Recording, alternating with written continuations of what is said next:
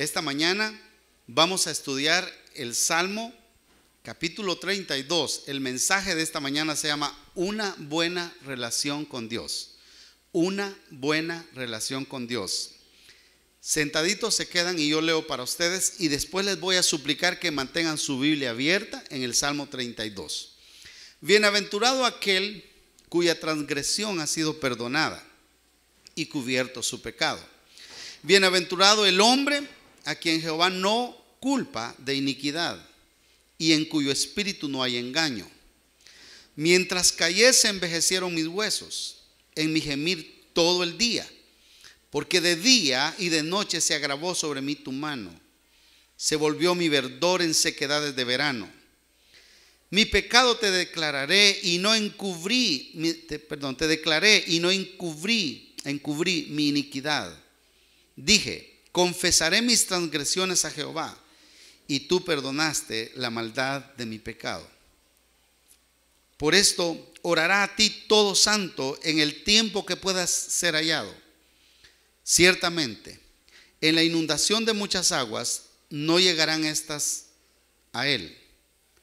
Tú eres mi refugio, me guardarás de la angustia, con cánticos de liberación me rodearás. Te haré entender y te enseñaré el camino en que debes andar.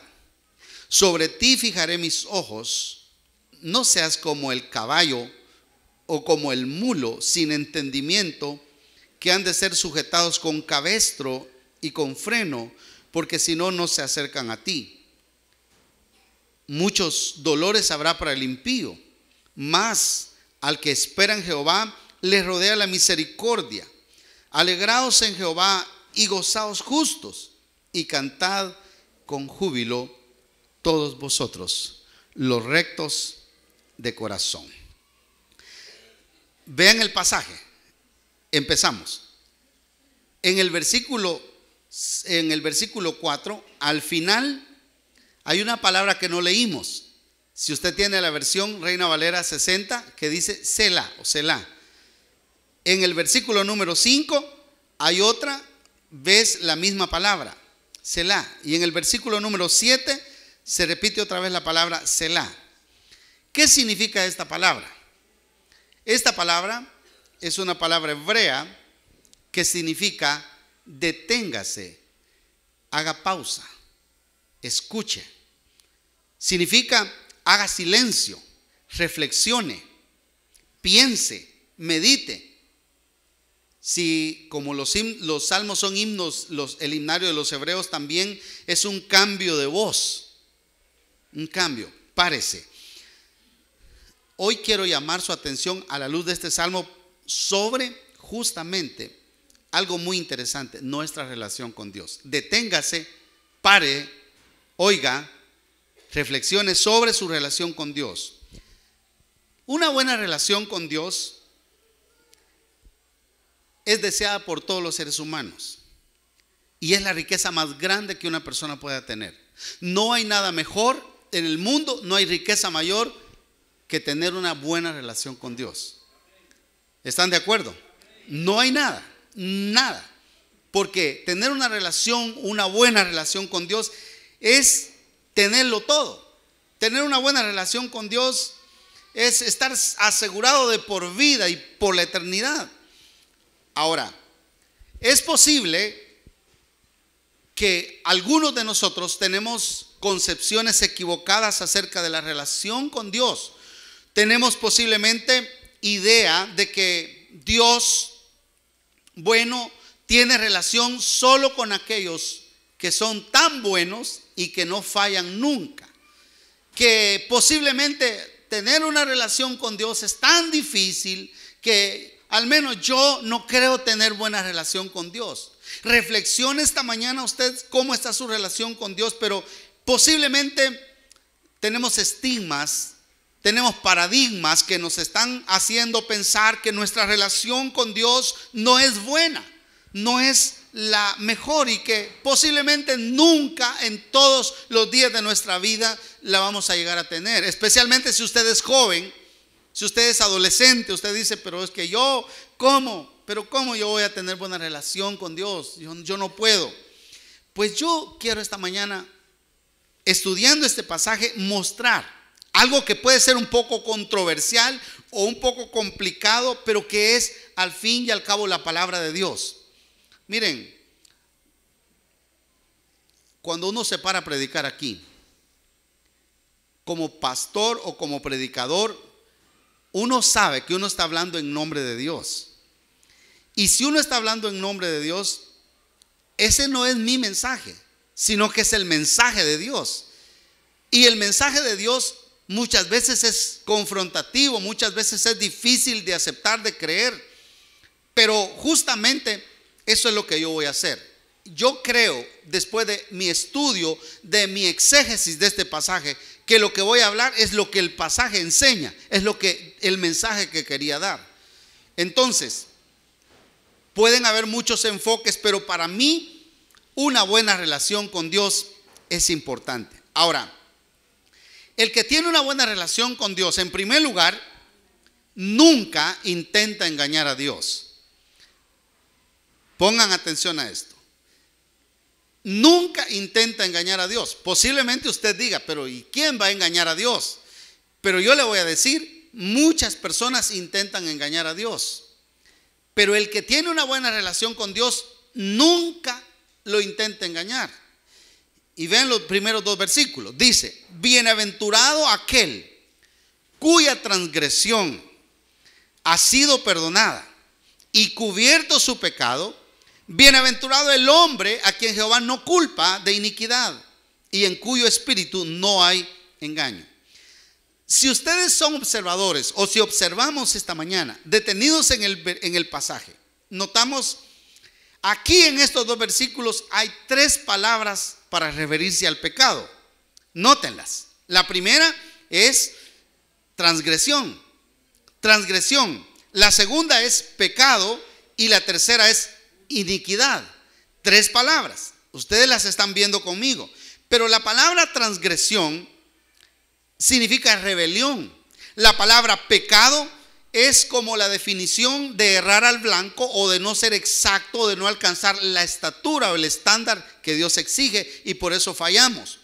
Y la tercera palabra es iniquidad. Y esto es culpa o es maldad que está dentro del corazón del ser humano.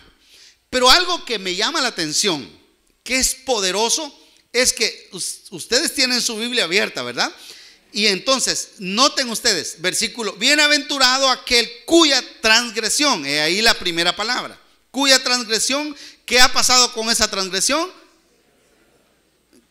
Mire qué interesante, cuya transgresión ha sido perdonada. Y luego, dice, el versículo sigue diciendo, ¿y cubierto qué? ¿Qué ha pasado con el pecado? Ha sido cubierto. Y luego dice, bienaventurado el hombre a quien Jehová no culpa. ¿De qué? ¿Qué pasa con el de la iniquidad? No lo culpa. Mire qué maravillosa la gracia de Dios. Yo estoy hablando de la gracia de Dios. El domingo hablé de la gracia de Dios y dije, el mensaje se llamaba algún día dejarás de fallar. Y fue Pedro. Ahora, miren aquí, hay tres tipos de pecados y hay tres tipos de soluciones. Para cada pecado hay una solución y esto es maravilloso. A mí me dice que no hay pecado que el hombre pueda cometer que no tenga solución, que no tenga remedio. Dios nos está mostrando esta mañana a todos su gracia incomparable, porque es posible que algunos de nosotros mismos hayamos pensado dentro en nuestro interior, pero es que ¿cómo me va a perdonar Dios a mí? Pero es que yo he sido muy malo, pero es que yo he sido muy tremendo, muy tremenda.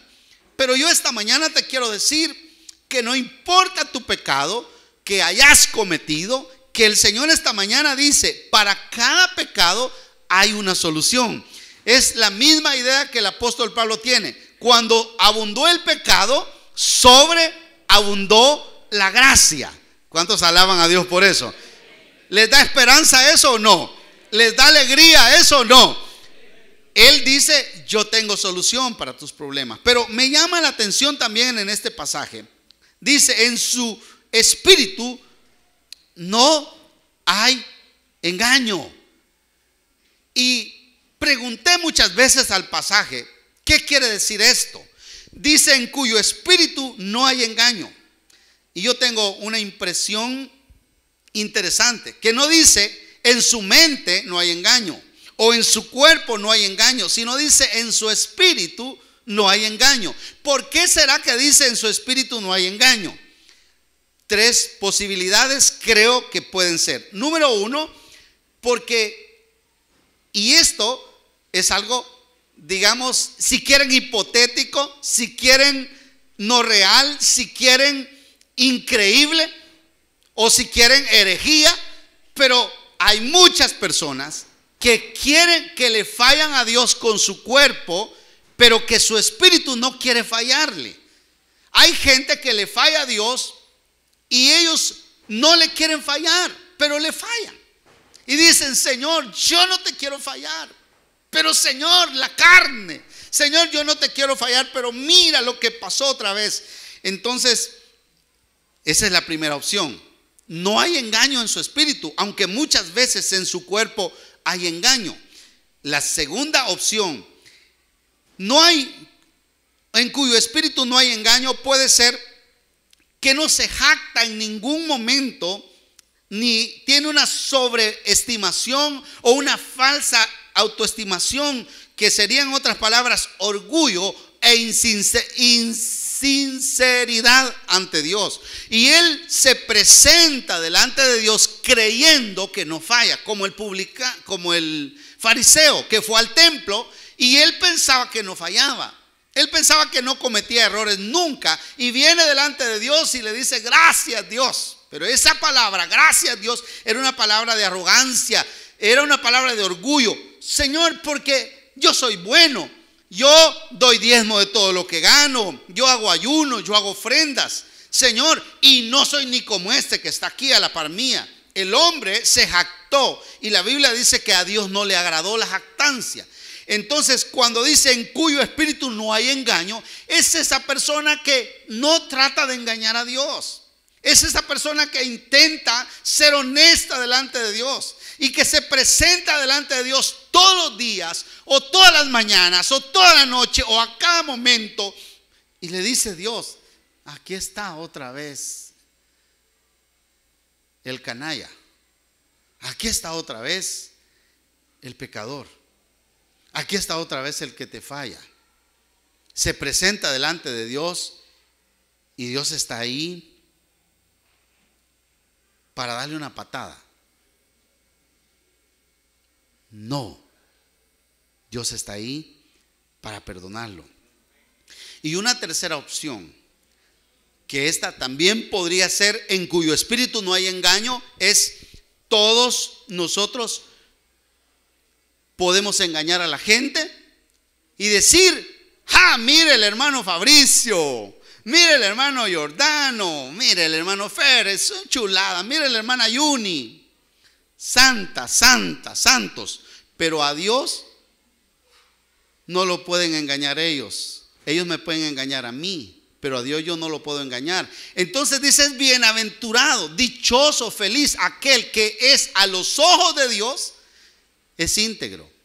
Aquel que no posiblemente ante los ojos de la gente, de las personas, pero es íntegro ante los ojos de Dios. Un comentarista dice: el ser humano no debe intentar cubrir su pecado, pero Dios sí lo puede cubrir con la sangre preciosa del Cordero. Alaban a Dios por eso. Alabado sea el Señor. No cubrir, no tratar de cubrir el pecado, porque no podremos engañar a Dios. Mire, hermano, es maravilloso cuando uno lee la Biblia. El gran apóstol Pablo, refiriéndose a esta escritura, a este pasaje en Romanos 4:6, dice: como también David habla de la bienaventuranza del hombre a quien Dios atribuye justicia sin obras. Este es otro nivel, hermano. Este es otro nivel. Es que esta persona es justa no por lo bueno que haga, sino por la fe, diciendo: bienaventurados aquellos cuyas iniquidades son perdonadas y cuyos pecados son cubiertos.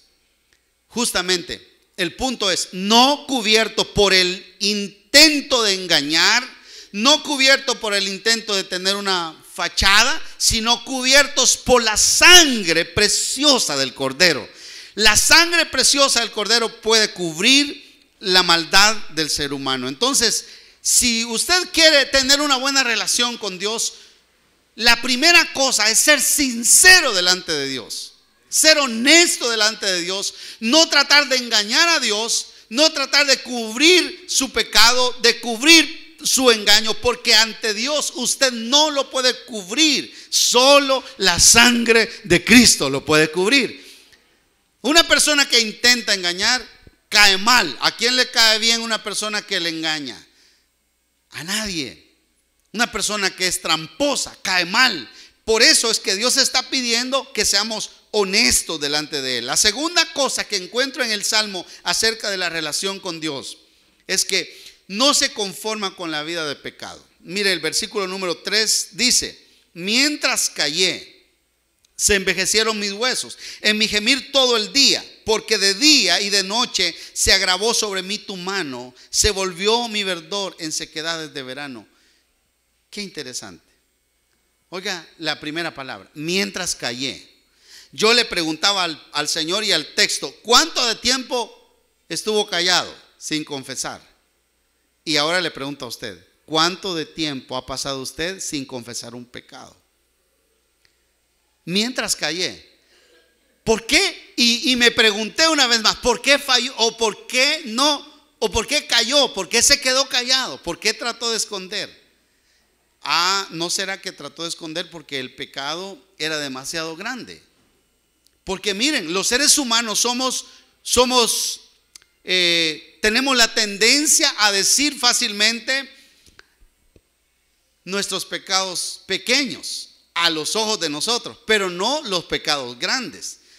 Yo recuerdo cuando alguna vez fui a comulgar con el sacerdote. ¿Cuántos fueron a comulgar con el sacerdote? Levanten la mano. ¿Cuántos fueron buenos católicos que comulgaron con el sacerdote? Yo fui y comulgué. ¿Y qué le dije yo? ¿Qué le digo? Era la pregunta. ¿Qué le digo al sacerdote? ¿Qué pecado le digo?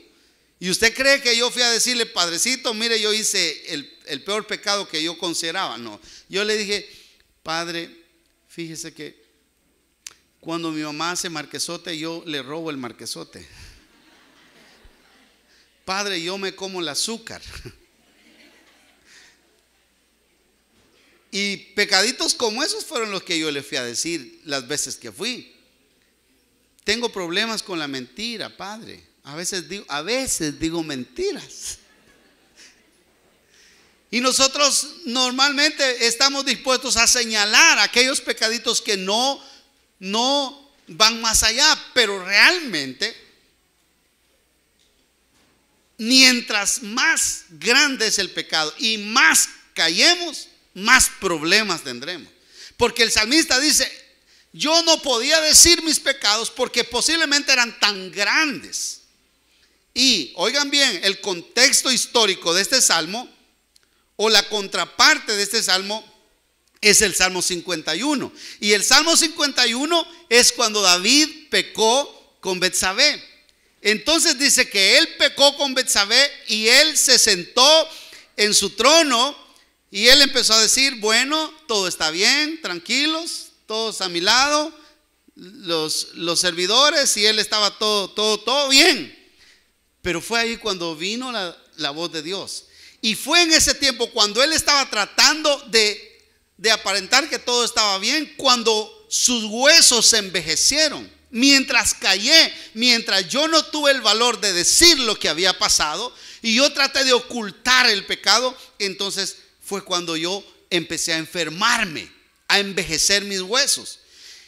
Y el Salmo 32 ya no es un salmo penitente como es el Salmo 51, sino es un salmo que muestra el gozo que produce el ser perdonado por el Señor. Es la dicha del perdón, dice en algunas Biblias por ahí el título, la dicha del perdón, la alegría de ser perdonado. Pero él dice, mientras callé, ¿cuánto tiempo cayó? Y es también una descripción viva, cruda, fuerte de un pecado no confesado. Hermano, yo quiero decir algo. Póngame atención a esto.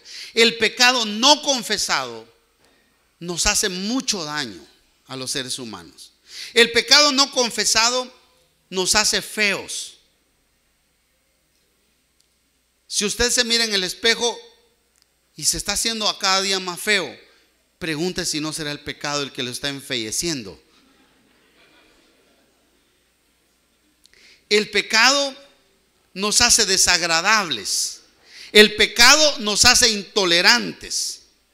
El pecado nos hace despreciables. Cuando una persona está en pecado y alguien lo siente o lo sabe, esa persona es desagradable. Esa persona es intolerante. Por eso es que el salmista dice: mientras callé se envejecieron mis huesos. Y yo preguntaba: ¿por qué los huesos? ¿Por qué los huesos? ¿Y por qué no la cara? Hermano, ¿qué pasaría si no tuviéramos huesos? ¿Qué pasaría si el esqueleto humano no estuviera en nosotros? ¿Se imagina un puño de carne? Amén. Un puño de carne, algunas 200 libras. Otros un poco menos, pero aguado todo. Y la cara. Y los huesos son los que le dan la forma a la carne. Los huesos son los que permiten que la estructura del cuerpo, empezando desde la ósea, llegue a la muscular y llegue a toda esa apariencia agradable. Mire a su vecino: qué agradable. Dígale: qué agradable. Pero hermano, pero ¿sabe por qué es agradable? Porque adentro hay huesos. Tóquele el hueso de la cara a su vecino. Tóquele aquí en el pómulo. Hay un hueso. Allá adentrito hay un hueso. Quitémosle la nariz. Quitémosle el hueso de aquí. Perdón, ¿cómo se llaman estas cosas? No sé cómo se llaman. Ahí está. ¿Cómo se llaman, Curi? Los cornetes. Muy bien, los cornetes nasales. Aquel está estudiando paramédico, por eso sabe. Entonces, ve, pero si nos quitamos esto, aquí hay un hueso, una punta de hueso y unos hoyos para adentro. Hermano, dígale a su vecino: qué bonitos tus huesos, hermano. Qué bonitos. ¿Qué pasaría sin huesos? ¿Qué pasaría sin huesos? Hermanos, gracias a Dios por los huesos. Y los huesos están firmes, ¿sí o no? Están sólidos. Miren, no se quiebran, ¿ve? De veras, le pegó una patada, hermano, y va a ver que no se quiebran. No se quiebran. El Señor nos ha dado esa bendición. Pero el salmista dice: se envejecieron mis huesos. No dice la piel, sino dice mis huesos. Porque la piel se puede envejecer y los huesos aguantan más que la piel. ¿No es cierto? Cuando usted se muera, lo primero que se va a empezar a arruinar es la piel. Y se van a caer, hermano, no sé, habría que ir a otro médico ahorita para que nos diga cuántos días pasa para que se le caiga toda la piel y quede el esqueleto todavía ahí en el ataúd. Pero lo primero que se deshace, los gusanos se comen la piel de nosotros y luego queda el esqueleto. Hermano, pero él dice: se envejecieron mis huesos. Es como que él estuviera hablando: cuando yo estaba cubriendo mi pecado, había un envejecimiento profundo. Era un dolor, era una angustia, era una agonía profunda, un envejecimiento profundo que estaba pasando en mi cuerpo. Y él, en esta misma dirección, en el Salmo número 6 y versículo 2 dice: ten compasión, Señor, porque desfallezco. Sáname, Señor, que un frío de muerte recorre mis huesos. La versión NBI: un frío de muerte recorre mis huesos. Yo no sé cómo será el dolor de huesos. ¿Cómo será que una persona tenga osteoporosis? ¿Cómo será que una persona no pueda hacer muchos movimientos porque sus huesos se le pueden quebrar? imagínense, tiene que dejar de jugar fútbol. Se arruina toda la vida.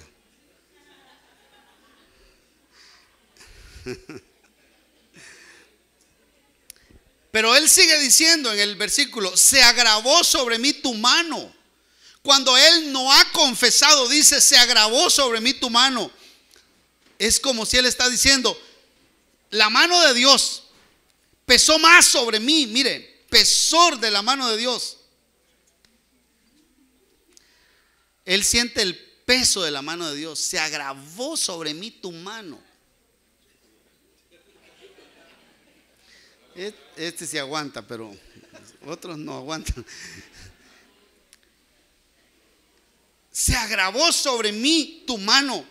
Como que lo podríamos traducir: el poder de Dios, cuando la persona no ha confesado su pecado, ha venido sobre él y le hace sentir pesor, le hace sentir, le hace afligir. El Salmo 38 y versículo 2 dice: porque tus saetas cayeron sobre mí y sobre mí ha descendido tu mano. El salmista está diciendo: cuando uno esconde un pecado y no se lo confiesa al Señor, uno siente que saetas caen sobre uno y ha descendido la mano de Dios sobre nosotros. Y luego dice: se volvió mi verdor en sequedades de verano. Y esa es una descripción bien interesante. Se volvió mi verdor en sequedades de verano. Es como decir, así, hablando de la naturaleza. Yo no sé si usted ha pasado por lugares áridos en el verano. Tal vez en el invierno aquello verde, pero luego ya en el verano una aridez, una sequedad allá por Oriente, por esos lugares. Aquí también, lugares horribles, feos, todo seco, la tierra rajándose. Mi verdor se convirtió en sequedades de verano. Es como si él está diciendo: me hice feo, me hice desagradable, porque qué feo está el ambiente, qué feo el clima, qué seca la tierra, qué seco los árboles. Hay una brosa seca. Todo aquello es árido, no hay vida. Lo bonito se convierte en feo. La vida se convierte en muerte. No hay esperanza. Y haciéndolo, viendo físicamente, pensando físicamente, él dice que se agravó sobre mí tu mano y se volvió mi verdor en sequedades de verano. Empiece a pensar usted físicamente en una persona que se empieza a consumir, que se empieza a secar. Cuando una persona padece de algunas enfermedades como el SIDA, como el diabetes o algunas de esas otras enfermedades horribles que empiezan a consumir a la persona. Empieza la persona a perder vitalidad. Y quizás los amigos le empezaron a decir a David, ¿qué te está pasando? Miramos que te estás adelgazando. Quizá él comía, pero se estaba adelgazando. Pensaron que David necesitaba ir al médico, pero no necesitaba ir al médico, necesitaba ir al médico de médicos. Necesitaba decirle: Dios, he escondido esto. Y hay una cosa bien tremenda que quiero que entiendan. Hermano, si nosotros no vamos al médico por excelencia y le confesamos nuestros problemas, entonces va a venir el profeta y nos va a descubrir. Y cuando nos descubra, vamos a tener pena y vergüenza. Por eso es que la palabra nos está diciendo: tienes que confesar. La idea es, como yo lo estoy planteando aquí: no te conformes a una vida de pecado. No te conformes a una vida de pecado. Y voy a entrar aquí. Anoche peleamos con Yuni sobre eso. Estuvimos peleando sobre el tema, discutiendo sobre el tema, y ella peleó duro conmigo y yo peleé duro con ella. Casi nos dábamos. Oiga, yo estoy diciendo en esta mañana que nosotros, los seres humanos, a la luz de este salmo, siempre vamos a fallar. Y no estoy diciendo que siempre debemos fallar. Es diferente eso. No estoy diciendo, hermano, fallemos, hagamos lo que queramos en la vida, mire, dele rienda suelta, que el Señor perdona. ¿Es cierto que el Señor perdona? ¿Sí o no, hermano? ¿Cuáles pecados perdona el Señor? Todos. Yo no estoy diciendo que nosotros, o no estoy predicando para decirle a usted, hermano, mire, dele rienda suelta a su vida. Eso no, eso queda claro. Pero lo que estoy diciendo es que cuando usted viene al Señor y se entrega a Él, le confiesa a Él su pecado, usted es perdonado aunque falle hoy, y aunque falle en la tarde, y aunque vuelva a fallar en la noche, y aunque vuelva a fallar mañana, y todos los días. Y uno me decía, pero entonces estás enseñando que la gente puede estar fallando. Y yo le dije a ella, ¿y cuándo no has fallado vos? Y yo le dije, hoy te vi fallar. Y se peleó conmigo. Y volvió a fallar.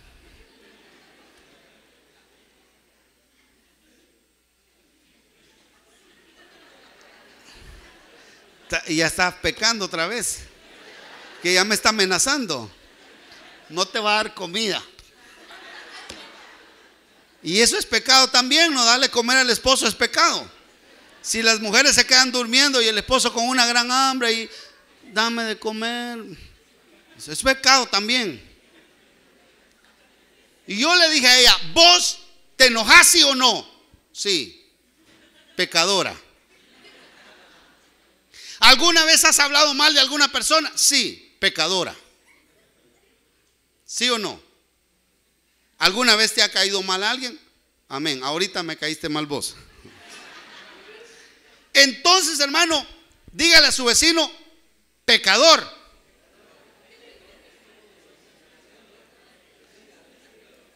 Ahora, alguna persona aquí, no sé, no sé si está el doctor Tony por ahí. Por allá está el doctor Tony. Yo prediqué un sermón hace unos días y él le dijo a mi esposa, yo no estoy de acuerdo con lo que el pastor predicó. Y me gusta cuando alguien no está de acuerdo.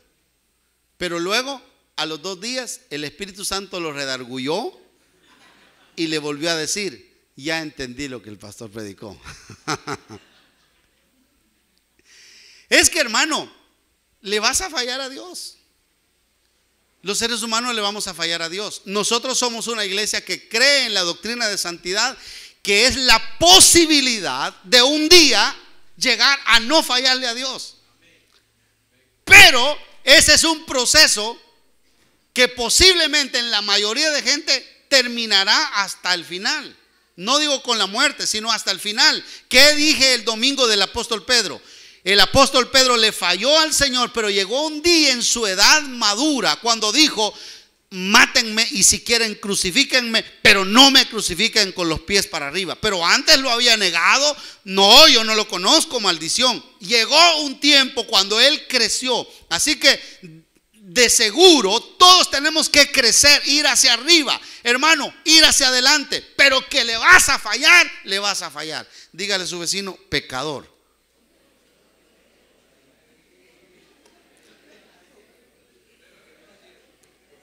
Hermano, esa es la realidad.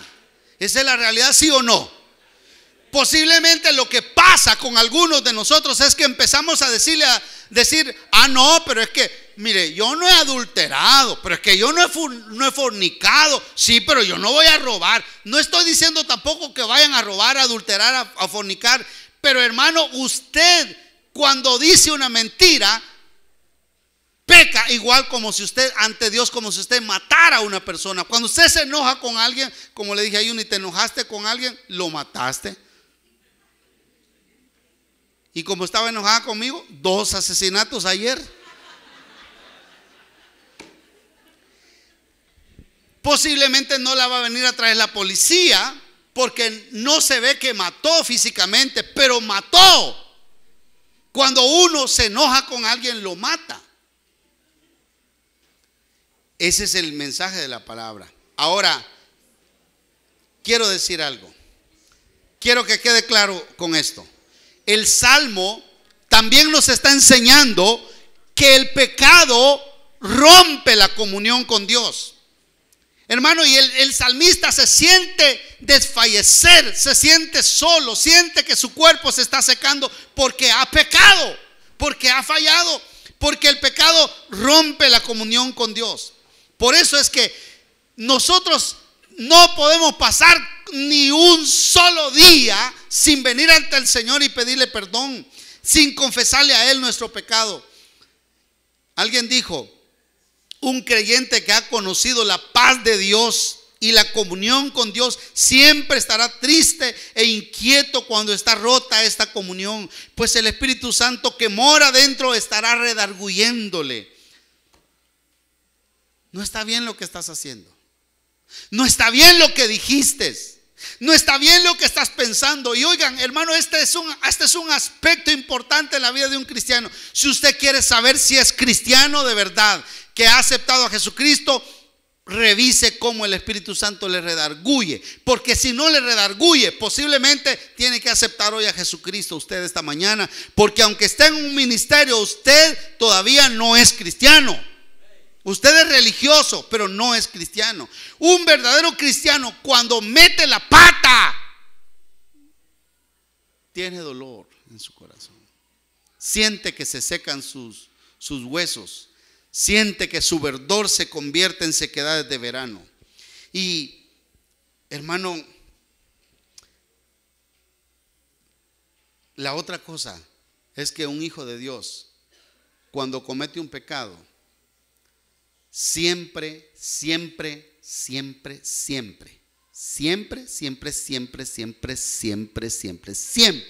sufrirá las consecuencias.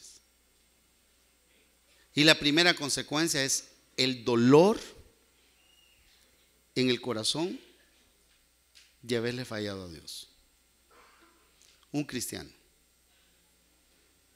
Entonces, si una persona siente dolor en su corazón, es ahí donde debe decirle: Señor, gracias, porque yo soy tu hijo.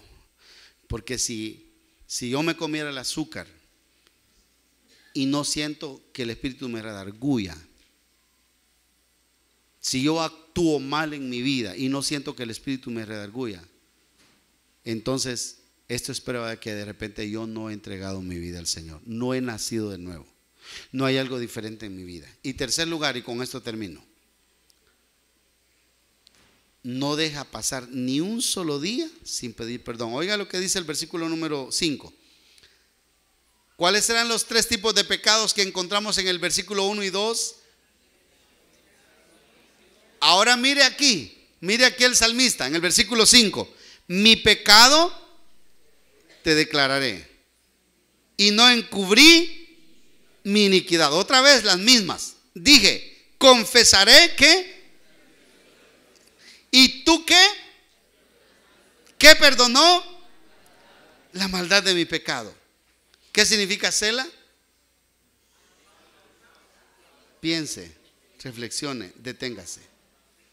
Lo que el salmista está diciendo aquí es: no puede pasar ni un solo día sin que yo reflexione sobre mi vida. Y lógicamente, si yo reflexiono sobre mi vida, yo tengo que venir delante de Dios. Les dije la otra vez un pensamiento que marcó mi vida. McDonald's dijo: nunca, pero nunca prediqué el evangelio, más evangelio, hasta que estuve consciente, el verdadero evangelio, hasta que estuve consciente de mi pecado. Si una persona llega a estar en la iglesia, en el ministerio, en la vida cristiana, en la vida evangélica, sin estar consciente, sin revisar, dije, confesaré mis pecados, mis iniquidades. Y mire lo que pasa. ¿Qué versículo sigue? Estamos en el 5. Con cánticos de liberación me rodearás. Versículo 8. Dice, te haré entender y te enseñaré el camino en que debes andar. El versículo 5, confesaré.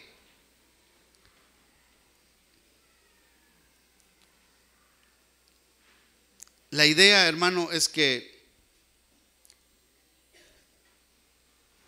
hay que volver, hay que pedir perdón. Jeremías dice, vuelve Israel apóstata, dice el Señor. No estará airado mi semblante con vosotros. Qué joya esta, más linda. Porque soy piadoso, dice el Señor. No guardo rencor para siempre. Tan solo reconoce tu culpa, pues has sido infiel al Señor tu Dios. Jeremías 3, 12 y 13. Esta palabra es interesante. Dios no va a estar enojado porque no guardará el enojo para siempre, porque no es rencoroso. Y entonces tenemos que venir a Él a confesar. ¿Cuáles son algunos resultados de la confesión? Versículo número 6. ¿Qué pasa? Todo confesante siempre lo encontrará Él. Dice el versículo 6. Por esto orará a ti todo santo en el tiempo que pueda ser hallado.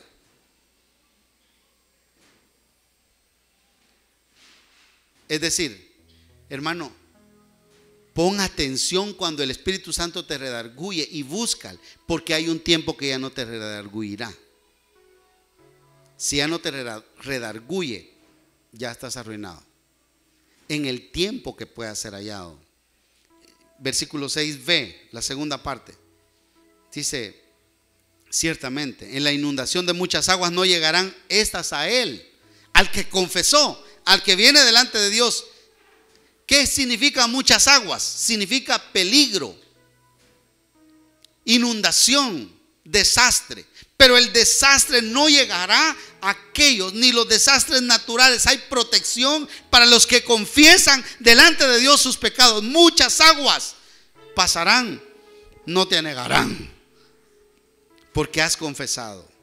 Versículo 7. Hay liberación elegante. Yo le llamé a esto liberación elegante, porque dice, tú eres mi refugio, me guardarás de la angustia. ¿Y qué más dice? Con cánticos de liberación me rodearás. Sela. Con cánticos de liberación me rodearás. Hermano, alguien puede ser librado, no elegantemente. Alguien puede ser librado, salí por aquí, metete por este túnel, como el Chapo, ¿verdad? Metete por este túnel, salí ahí, en este desagüe de aguas negras, metete, y salí lleno de estiércol, lleno de y paz, y logró salir. Pero la liberación del Señor es con cánticos de liberación. Al que confiesa, lo levantará, lo pondrá en alto. Que no pase ni un solo día. Esta es una liberación elegante. Pero no solo eso, mira el versículo 9. También tenemos que hacerlo rápido, porque si no estamos siendo como el caballo o como el mulo. ¿Qué es eso? ¿Qué es eso? Terquedad. Eso es falta de sensibilidad. Como el caballo o como el mulo, sin entendimiento. Que hay que amarrarle un cabestro para poder hacerlo llegar. Esto no es lo que pasa con los hijos de Dios. Los hijos de Dios venimos a Dios y recurrimos a Él. Nosotros lo buscamos. Nosotros venimos a Él, nosotros nos arrepentimos, nosotros pedimos perdón y Él nos perdona. ¿Cuántos alaban a Dios por esto? Él nos perdona. Entonces, la buena relación con Dios, óigame, póngame atención y voy terminando. La buena relación con Dios no es necesariamente como usted había pensado. La buena relación con Dios es pasar todos los días hincado, orando, ayunando, vigilando. Sí, esta es buena relación, pero no solo eso.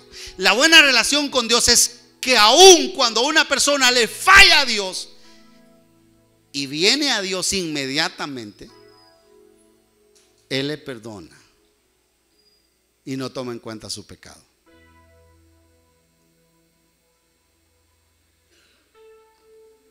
Muy suave el evangelio de Manuel. Ese es el evangelio de la gracia.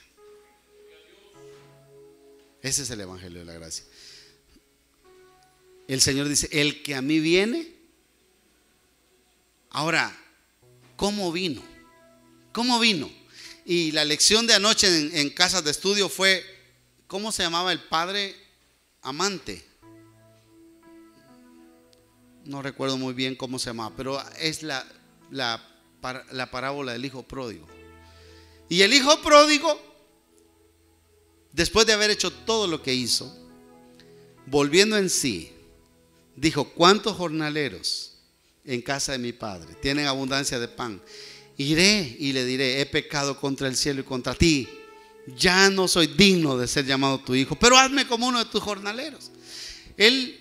Y esa es la prueba del verdadero arrepentimiento. Cuando una persona le falla a Dios, dice: no soy digno de nada. Si se arrepiente, si está arrepentido. Si no está arrepentido, él pensará como el fariseo: no, ayuno 2 veces a la semana, doy diezmo, solo paso de rodillas.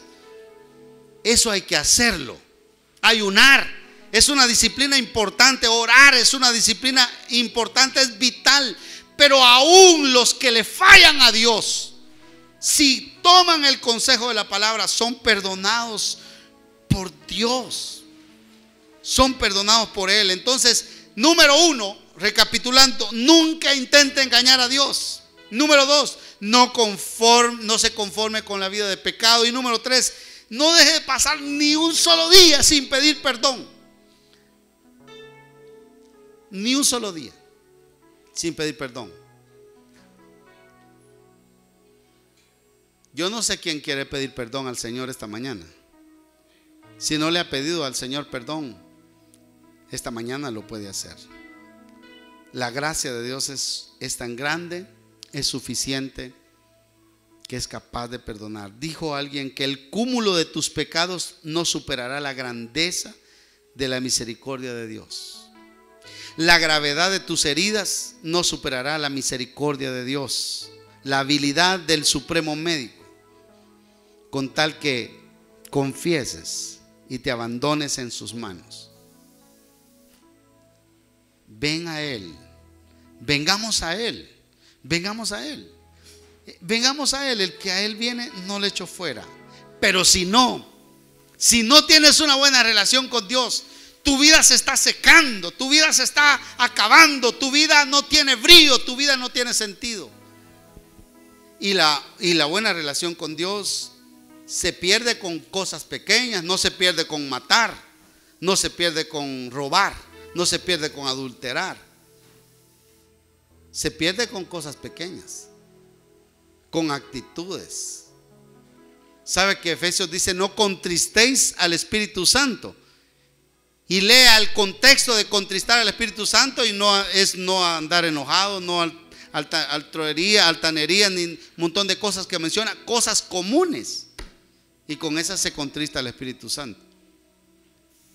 Ustedes han contristado al Espíritu Santo. Ustedes lo han contristado. ¿Y sabe qué es el peor peligro de la iglesia? Contristar al Espíritu Santo sin estar consciente de que lo estamos contristando. Y eso sí nos va a pasar factura. Pónganse de pie, por favor.